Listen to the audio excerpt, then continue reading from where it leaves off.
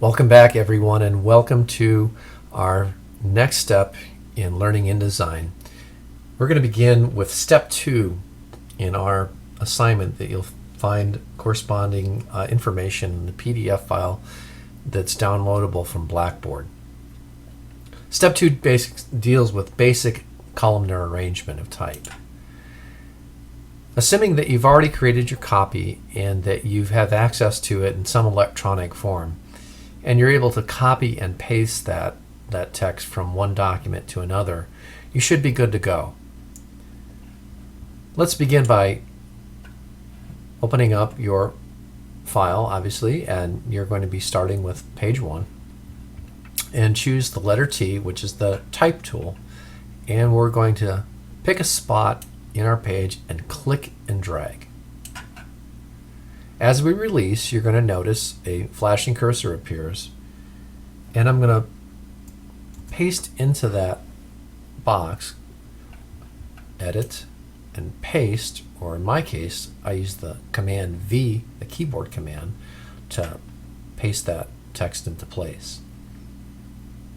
I'm going to choose the black arrow tool and show you a little trick here. If I deselect and hit the letter W, you'll note that it switches from a preview mode to kind of like a work mode. W. It hides the box, although if I scroll over it, you see the text box or the bounding box to the copy. If I scroll off of it, it goes away. And again, hitting the W gets back into the work mode. I, for one, like working in this mode, the preview mode, on these simple sorts of designs. There may be an occasion where we want to revert back to this, but for now, let's keep it simple and work in the preview mode as such.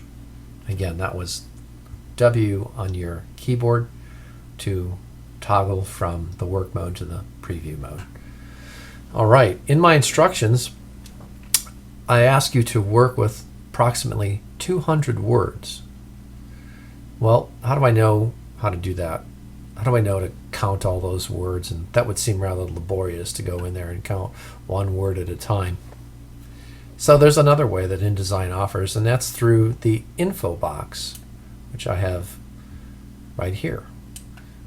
In order to open up the info box, we're going to go to the window menu, choose info, or hit F8 to get it to appear.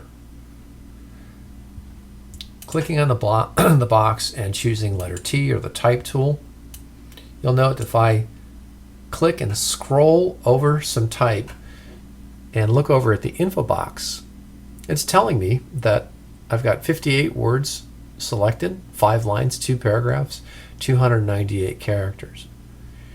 So if I'm looking for a precise amount of words, simply select like so. I need a few more.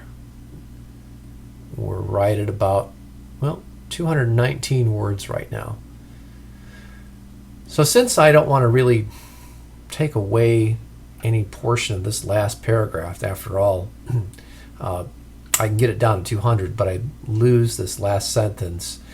So I think I'm just going to stick with that selection as such. Taking the bottom half like so, I'm going to go ahead and delete it out. Now, you might want to get a little bit more creative with your editing, but for the sake of a quick video here, I'm just going to go ahead and delete that bottom portion, leaving me with the appropriate amount of text to work with for our visual exercise. All right. Let's go ahead and select all that copy and take a look at some of the attributes of it. All the way over to the left, you'll see that that copy is set in Minion Pro. We're going to want to change that.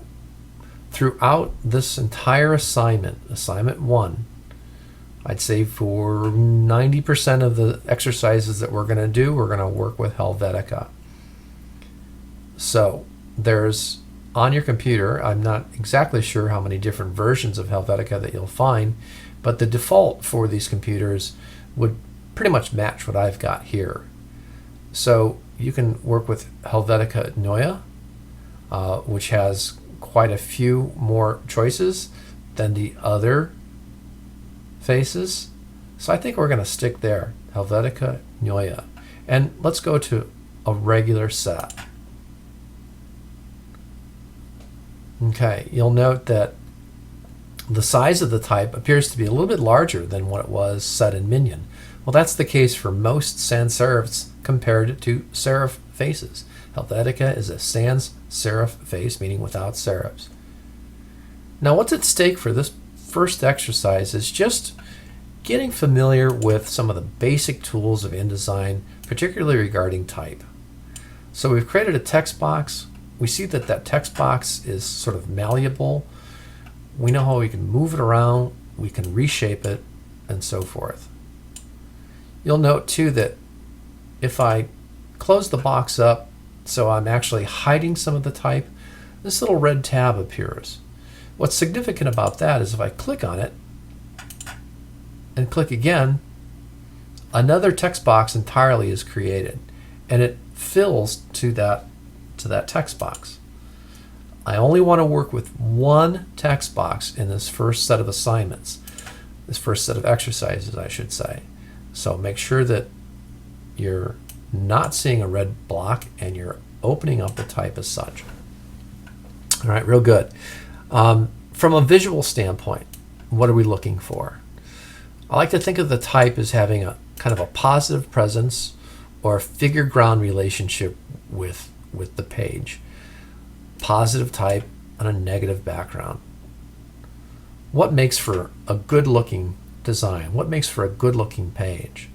Well, it all starts right here. It starts with type. So let's talk about how we affect the look of the type. One of the terms I want you to become familiar with is that of the color of the type. Color in this instance, in a literal sense, is black. But in typography, we talk about the space between the type, which is affected by leading, as affecting the color of the type as well. In this instance here, the color is lighter. It might have less presence than the previous, but what you're gaining is perhaps a little bit more vertical stress. Perhaps you are offering the reader a little bit better legibility in terms of the way in which this type is going to read. By opening up that space just a bit, it clears some of the space so that we see each individual line of type much more clearly. Okay? All right, so what about the paragraph indents? These paragraph indents look fairly generous. So what we're going to do, I'll do a Command A again, and this time I'm going to go to the Type menu and choose Tabs, okay? Or what I prefer to do is Command-Shift-T, which gets me this box here. Again, let's use those keyboard commands.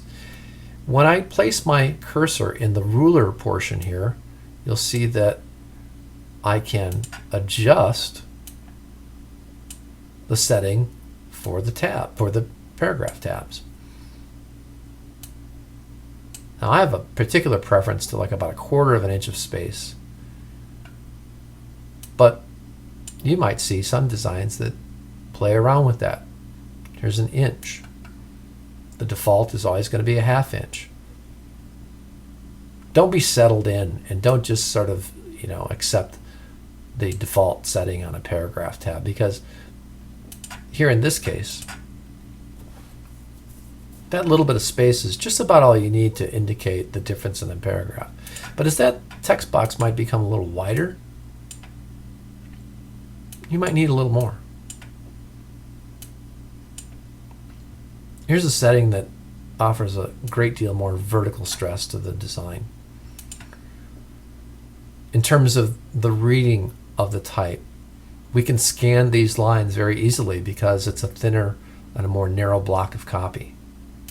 As that block of copy becomes wide, that same point size, that same leading size, makes reading a little bit tougher. So I might compensate for that by increasing the size of the type and correspondingly opening up that lead just a wee bit more. offering a little more again, as such. Now I'd like for you to suspend any kind of critical judgment about this exercise and these blocks of copy as related to tangible objects such as newspapers, magazines, or books, or things of that sort. These are just simply matters of an exercise, and I want you to get familiar with how to look and how to feel about type. Okay? Right now for me, this leading space seems a little tight. I'm going to try opening it up a bit.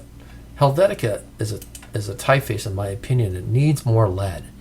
It has features to it that kind of bunch the type up and create some solid lines, but those lines look better when there's a little bit more space in between them.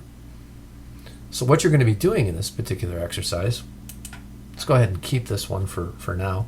I'm going to do Command C and go to another page within my document, and Command V to paste it down, and I'm going to create another study. And I'm going to vary the size of the type.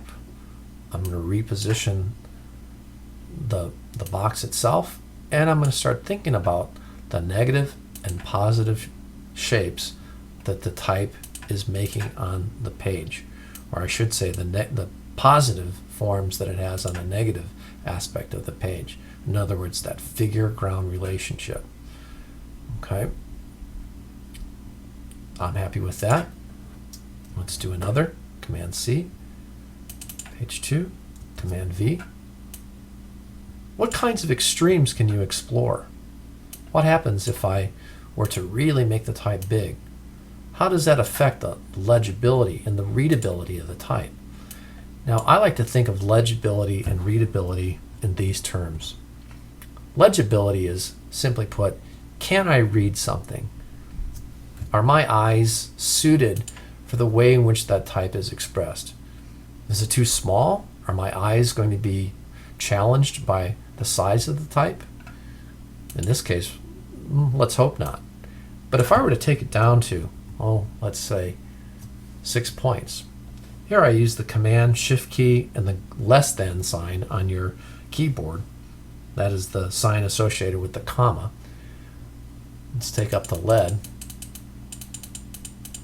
So 6-point type is kind of pushing it. Okay. But I would note that in most newspapers that you're familiar with, the average point size is around 8. So it's not entirely illegible. But the best way to inform yourself of this is to actually print the page out.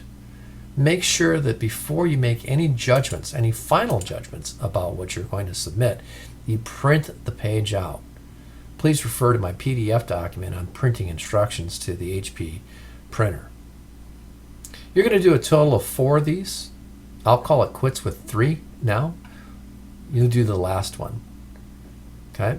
Explore variety. You're not going to learn as much as you possibly can if you're not willing to experiment, try different things, and explore.